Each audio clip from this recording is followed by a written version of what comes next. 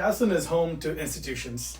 When you think of Towson, you think of Gilman, Bryn Mawr, Towson University, and among those institutions is an institution, Ryan Fowler and his namesake, Ryan Fowler's Guitar Experience, a small boutique independent music store serving the student in historic town, which is what, 10 miles from Baltimore? Yeah. Yeah.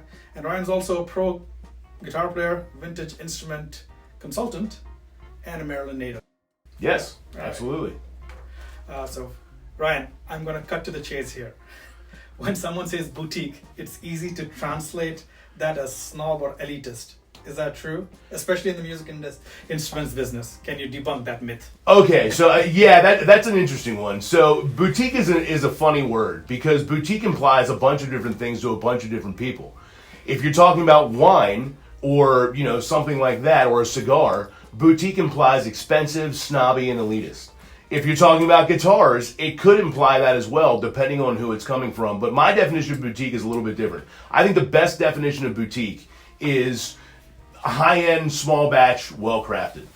And when I say that, I don't think that I can't apply that to one specific company. Like if you look at a company like Collins Guitars, which we carry, this from Austin, Texas, 100% they make boutique instruments. They're a very small company. Everything's hand-built. Their guitars are very expensive. So they're certainly in the boutique realm. But if you look at Paul Reed Smith Guitars, they're the third largest guitar manufacturer on the planet Earth. But there's no way you can put that guitar in your hand and not say that this is a boutique instrument. And so I think that it just depends on what you're saying. But yeah, it's a funny term because, it definitely can be a pejorative depending on who's talking about it. All right. Let's go back to the start. Yeah. How does a professional guitar player with several albums under his belt end up being a local music store owner? What's your story? Well, I've got an interesting story. So, I started playing guitar when I was a kid. As you would probably imagine, I think I was about 13, and I was kind of all in pretty quick on guitar. Like what's weird about the instrument for me is that I didn't grow up in like a musical household, but in terms of like musicians. But I did grow up in a family of people that loved music. So my father loved Bruce Springsteen and John Mellencamp and Tom Petty and that kind of stuff. All that real Americana. Peter Frampton. Some of the stuff was really iconic from the guitar standpoint too. And then on my mom's side, I can remember waking up when I was a little kid to like Baby Love by the Supremes. My mom loved Motown or loves Motown, and so I got these two different flavors. And for some reason, I remember when Born in the USA came out, like when I was really young. I mean, I was born in 82. I think that song came out in 85 or something. So when that song came out, I mean, my parents have home videos of me like acting like I have a guitar. And so from a very young age, I wanted a guitar. So when I finally got one, I kind of took to it immediately. And so, skip a few years, like when I had the opportunity to do like I forgot what they called it. Like we used to call it a work release, but it was high school, so I think it was like vocational class or whatever. But when I was a senior in high school, I got my first job at a guitar shop, and so I would go to like 2 classes just to check them off the list so I could graduate, and then I would go to a guitar store all day long. And so from there, that's kind of where my journey started. At that point in my life, I was already starting to play out professionally a little bit. Local bands and stuff, but then I started getting hired like for bands that weren't my bands, and so I guess I kind of became a professional guitar player like kind of in my early 20s. And so I continued to work in music stores. So I worked in an independent store for a few years, then I worked for a big box chain store. You don't have to use much of an imagination to know which one that would have been. I worked for them for 14 years, and the whole way through I continued my professional musical career. So I've been to 40 different countries in the last 10 years. I've done I think I've done about 7 or 8 full-length albums, live recordings, the whole thing. Like people criticize me when I do these interviews because like I don't really like to talk about myself a whole lot. But I guess if I stop and think about it, like I've done some cool stuff. Like I've played with a lot of really famous people. I've hung out with a lot of really famous people, and I've gotten to be friends with a lot of very well-known musicians. Like we have clients here, and I'm not necessarily calling clients friends, just to be clear. But people that have shopped here are people like G Love from G Love and Special Sauce. I've done tours with him. He's a buddy of mine. His name's Garrett. Edwin McCain is a buddy of ours. Through my bandmates. Joe Satriani's bought guitars from us. Tower Power buys guitars from us. I mean, there's all these big iconic acts that we've done business with over the years. And I'm not saying that to name drop. I'm just saying that because I think it's kind of part of the story a little bit at this point. I'm finally, like 10 years in, I'm like kind of getting comfortable to tell it. I hate telling people like I'm an expert on this because I've done X, Y, and Z. Like I feel like that's kind of a crappy way to explain yourself. But at the same time, I probably should tell people that I've done X, Y, and Z because I think it's relevant when somebody asks me a question about guitar. Now, as a musician, you've traveled 40 plus countries, you just said, right? So what are some battle scars and experiences that you can offer young musicians, that are ready to take their music to the road? Like, how does Ryan Fowler's guitar experience cover that ground for the unseasoned artist? Sure. Well, so there's one of the things that I think can be really challenging, especially as an emerging music. Like let's set aside like the idea of being a beginner guitar player for a minute. If you're an emerging artist or an emerging musician, there's all sorts of things that you just don't know until you experience them. So, I couldn't tell you how many, I've got all kinds of tips. Everything from like, how do you plug things in Europe because the power is different, to can you use certain wireless systems in Japan? There's all kinds of stuff that you would never think would be something you have to think about that you have to think about. And so one of the things that I like to do is just kind of use my experience and the collective experience, because everybody that works here, I'm not the only guy here that has a bunch of experience in this stuff. All of my employees are professional musicians, to one degree or another. The Ben who you just met a little while ago, Ben was on tour last week. So, it's everybody is kind of a working musician here. And so we what I like to say is that we want to just use our experience to kind of help guide people. And so like if a customer walks in and they say, hey man, I'm playing Artscape, this, which happens every year. Artscape's the largest free independent music festival in the whole country, and it happens in Baltimore. And so part of what makes Artscape cool is they have these big headlining acts, but they also have a lot, like all of the local talent is played. I've played it a bunch of times. A lot of our customers have played it. And it's different when you do a gig like that. Like, it's pretty easy to imagine carrying a little guitar amp into a bar and setting it up and, some guy puts a mic on it and you just go. But when you're playing in front of 10,000 people, it's a little different, and so it's kind of one of those things where there's certain things you have to know. Like you have to know to not be late. You have to know that you have to advance a show when you're working with a professional production crew, because otherwise they're going to be mad at you before you even get there. There's all kinds of little pitfalls that you can fall into as a musician. And so, I would encourage anybody that's doing something like that. I most certainly would never say I have all the answers, because I've yet to tour with Beyonce or anything on that level. But I've done a lot of it, and all of us have, and so I think that we can kind of use that experience. Like, even things as simple as like, how do I fly to Chicago with a guitar? That's a question that worries a lot of people because your instrument is very special to you. And I've flown all over the place, so I can tell you exactly how to make sure that it gets there. And I can also tell you how to get your money out of the airline if they break something, because I've had that happen too. So it's like all these different things have kind of accumulated over my career. And this is important to you to invest into the community and let them know. It is, yeah, because I think that, like, music is one of those things where not everybody thinks that they want to play music, but everybody thinks it would be cool to play music. I don't think that anybody watches, an artist on TV, whether it's Metallica or Jelly Roll or, whoever, Pink. Everybody that watches some great artist is going to look at that and go, that would be a lot of fun. And most people, like, they won't take that step, or if they do take that step, they might be a little bit reluctant. And so for me, I think that, like, just the joy of music is kind of what makes what we do for a living so much fun here. The fact that we can, I still say it, like, it's kind of interesting, but like, I'm 42 years old and I've been married for a really long time. My wife and I don't have any children.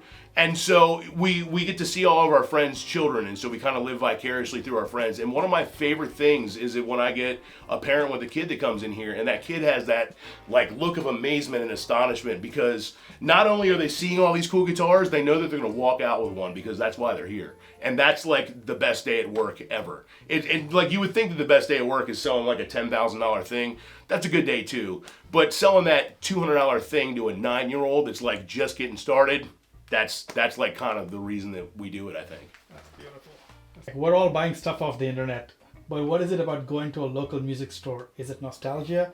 Is it a dying experience? And why does a brick and mortar shop matter to you guys? Sure. So the brick and mortar shop is important for a couple of things. What drew me to your channel is that, like, just like you, when I was a kid, the local music store was always like the hub. And so, very rarely, I mean, it isn't like you're buying a guitar every time you go to the guitar shop. Usually you're just there to get a pack of picks or some strings or whatever. But you're going to bump into people, especially if you go on a, Saturday afternoon or whatever. Everybody's kind of, musicians are not early risers. So you come in here around 1 o'clock on a Saturday, you'll see a bunch of guys that probably just woke up an hour ago that are getting ready to go play a gig in a little bit. And so that was kind of the vibe that I wanted to, to kind of get started. But the other thing to me is that, I feel like being a part of the community as a business is something that's really powerful. Like I've done a lot of charity work over the years through music. Like I've played, I couldn't tell you how many, just charity shows I've played for one thing or not. I'm doing one tomorrow. I'm doing a cancer charity tomorrow called Bowstrong. And, like having this business gives me an opportunity to do some of that stuff. And it can be really powerful. The music community is kind of it's a tight-knit community, but it kind of reaches everybody because, like, I don't know if it's true or not, but somebody told me that, like, I don't know, 90% of all people in the U.S. know a guitar player. I don't know if that's true. It sounds like it might be true or maybe not. But you can imagine that a lot of people know people that are musicians. And so, it's kind of cool to be able to connect in that way and, just kind of find that commonality. Because, like, especially in the world we live in today, people have strong opinions on things that are on the tops of everybody's minds, especially as we're approaching an election. Everybody's talking about it. But you come in here, we're not talking about that. We're talking about how to get a tube screamer to sound awesome through a basement. And so it's a little bit of a release from everyday life when you come into this place. Fantastic. Tell us about your working relationship with Paul Reed Smith, the man and his machines. Sure. So I feel very lucky in that I grew up where I grew up. Like I've thought to myself over the years that like if I grew up in California in 1950, that would have been a neat place to be because that's when like the electric guitar industry was kind of emerging. Well, with Fender guitars in particular. Or if I don't think I want to go back to the 1800s. So I don't know if I want to be a part of when Martin started or Gibson started. But with Paul started in 1985, and so his kind of company has paralleled literally my life, and I live in the same state. And so I got to meet Paul probably in 97 or 98. I was the peon, and he was buddies with a guy that owned a music store that I worked at, and so I just got to kind of watch those guys nerd out on $50,000 guitars, and I got to play his guitars. But what's interesting about Paul's stuff is that I never really wanted one of his guitars when I was younger, not because I didn't think they were awesome, like some of my favorite guitar players played them, but I always knew that I couldn't afford one.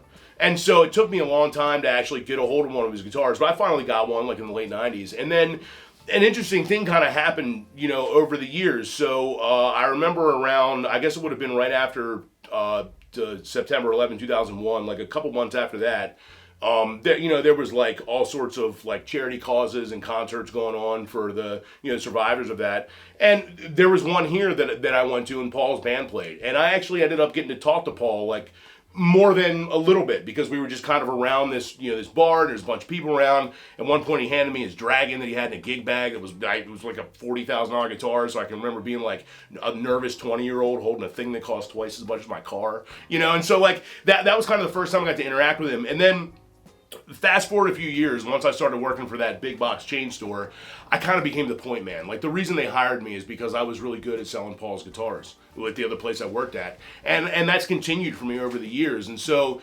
the PRS has done a lot of stuff. I mean, you were at our store last night. They were having an event here last night. I've done a lot of cool stuff. I bought and sold a lot of really cool gear with Paul, and I feel like it's really kind of a special relationship because I don't talk to Paul every day. Sometimes I don't talk to Paul for 6 months. But if Paul gets something that he knows I'm going to like, or if I see something I know he's going to like, it's an instant phone call, and it's cool because Paul's been doing this for a really long time, and I don't know if anybody's as excited about gear as he is. It's a lot of fun. Gearheads. Yes, Paul is the gearhead. Like if there was a crown of king gearhead, I think Paul would be in the running for sure. Sweet. Speaking of affordability, you just touched on affordability. So like, how accessible is Ryan Fowler's guitar experience to the dreamy-eyed beginner musician? Yeah, so I like to say that like we as a small business we can't be everything to everybody. And we've had to learn that a little bit over the years with some of the things we've chose to carry. But what I've realized is that we can almost be everything to everybody as long as our customers are willing to kind of go on the journey with us. And so I like to think about our inventory as kind of a curated collection of inventory. And so on the high end, imagining a curated collection is pretty easy. We have, there's a $3,000 Music Man, and there's a Santana, and there's a Warren Haynes Les Paul. I mean, all these cool, that's easy to imagine. But the other reason that I say that we curate our inventory is because I do the same thing with the lower end guitars that we sell as well.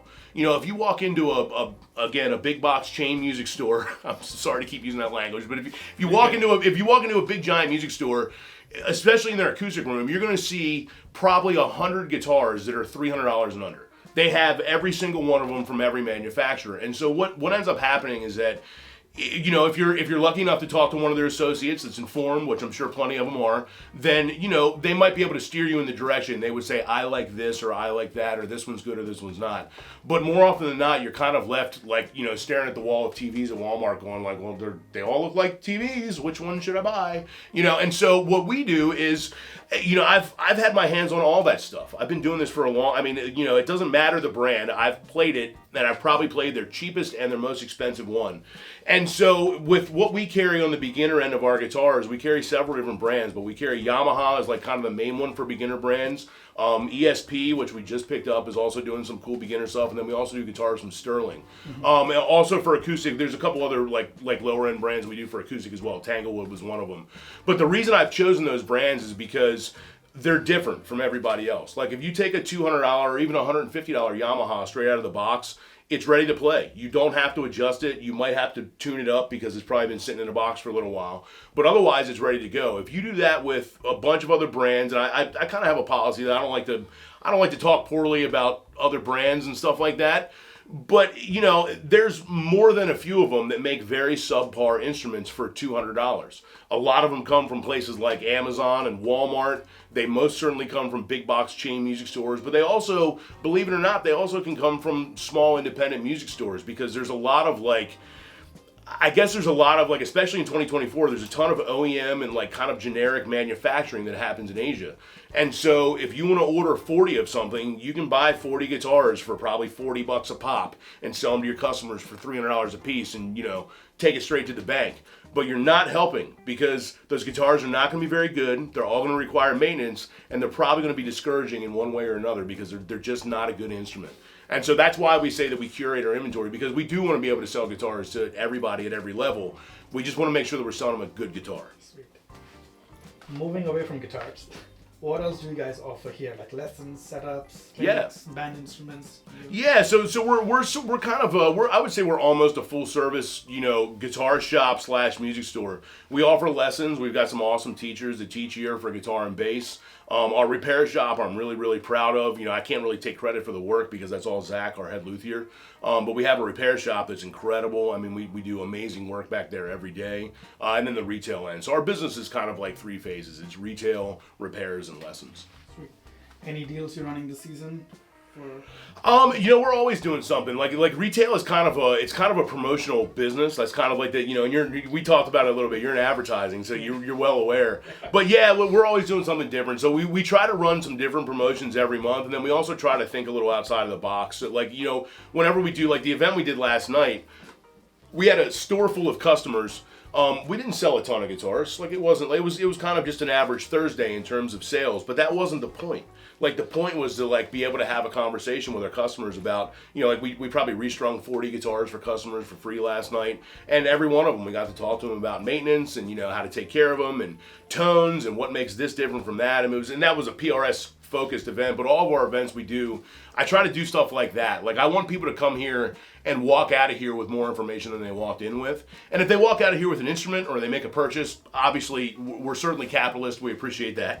But at the same time, that's not the point when we do promotions. I want people to just be able to, kind of come in here. The one I did before that was we called it a master class with this brilliant guitar player named Dan Ryan, who's from Baltimore. And it was unbelievable. I mean, I've been playing guitar my whole life, and I learned stuff from the beginning to the end of his entire clinic. I learned. And it was cool because, I know that I've been doing this for a while, and so I can imagine that a lot of our customers got a ton out of that, just getting that shared knowledge and experience. It was like a community outreach. 100%. Yeah, that's exactly it, yeah.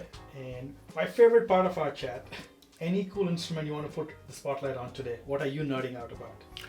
Oh man, well we definitely had, you just saw it, we just got a really cool mid-60s jazz bass that just came in. That's a fun one to be a nerd about. This amp behind me has been, this thing's been here for a little while. To be honest, I don't care if we ever sell it because it's such a special amp. But this actually, well, I shouldn't say that. I do care if we sell it because I want to sell it for the guy that owns it. But this is a 1967 Park, which is the same thing as a Marshall Plexi. In the other room over there, there's actually some really special guitars in here. One of the things we do, we also do help out with some local builders. So we've got this guy Bradshaw Guitars. So we've got a couple of his in here. These are hand-built guitars, and when I say hand-built, he hand carves everything and he hand winds the pickups. They're way more hand-built than almost anything else we sell. These have just only been in here for a few weeks, but I get kind of excited to be able to work with local builders and stuff too. And this guitar right here is, I don't even need to talk about it. I'm sure it looks awesome on camera because it looks awesome in person. But I'm a PRS guy. I've got quite a few PRSs, and they're addictive, man. It's amazing to me that there's one out there right now. I have the same guitar sitting in my house, but I want that one. It's funny how they certain guitars just grab you. What's next for Ryan Fowler's guitar experience? Oh man, that's a fun question. We talk about that all the time, but I think what's next is that we want to just keep doing what we're doing, but we want to reach more people. The thing that's that's wild about doing business in 2024 is that there's all these tools to reach people, so we have a pretty wide reach on social media, but also sometimes you feel like you're not reaching the right people. And so, that's why I do things like this. That's why we do all the social media stuff. But, really, I think we want to just kind of grow within our community. Kind of getting back to one of your previous questions, you asked why it's important to be a brick and mortar store. Music is everything that we sell is tactile. So, you don't know what a guitar feels like if you're looking at it on the internet. And so if you have the opportunity, it's better to go to a music store, wherever you live. Maybe I shouldn't say that to my customers that are in other states, but if you got a good music store near you, you should go there and you should support them because, they would appreciate seeing you. But in any case, I think that's part of it. But the other thing that I kind of preach to all of our employees is that every single thing that we do here starts locally. If it's let's say that I buy a guitar and I sell it to a guy in Australia. Well, I bought that guitar here in Baltimore. And so, same thing with our repair business. That's in and out, local customers, local musicians. Our lessons, we're getting to, teach not just young people, we teach people of all ages. But we get to kind of mold young minds, as they say, into young musicians and all that. And so I think that it's growing the business here has become kind of the focus for me. I want to reach more people in Baltimore. I would love people from beyond to reach me too. But if we can just have a community of people come out and support us here, I think that's success for me. How can our viewers reach you? Socials? Yeah, we've got all kinds of stuff. So our website is ryansguitarexperience.com. Our showroom / everything you'll see in this video, this is here. So we're at 1648 East Joppa Road. And then we are on all the social channels as well. So the main ones we're active on right now are Instagram and Facebook. I've been avoiding TikTok because it seems rough. I'm 40-something years old, but at the same time, I think we'll probably be on TikTok at some point. And then we do have a YouTube channel. Don't judge us on our YouTube channel. It's been fits and starts. Some of the content's a little old. Thank you so much, Ryan. Yeah. Samson, I appreciate it.